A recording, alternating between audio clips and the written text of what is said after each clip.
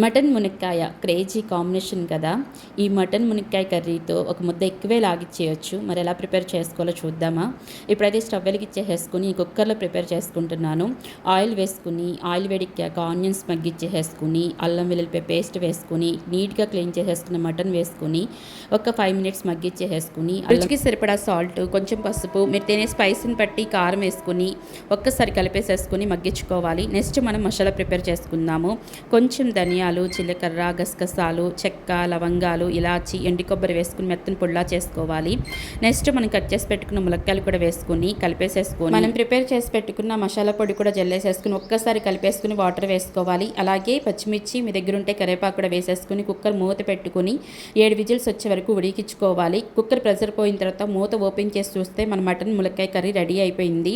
కొంచెం వాటర్ ఉంటే కనుక ఎగరపెట్టేసుకుని కొత్తిమీర జల్లేసేసుకుని స్టవ్ ఆఫ్ చేసేసుకోవడమే. అంతేనండి, సింపుల్ అండ్ టేస్టీగా మటన్ ములక్కాయ కర్రీ రెడీ. మీకు డీటెయిల్గా ఫుల్ రెసిపీ కావాలంటే లాంగ్ వీడియోలో పోస్ట్ చేస్తాను. ట్రై చేయండి, టేస్ట్ చేయండి.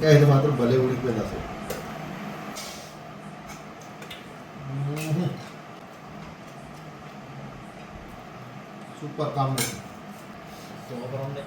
మరి అలాగే లైక్ చేయండి, షేర్ చేయండి. Thank you for watch.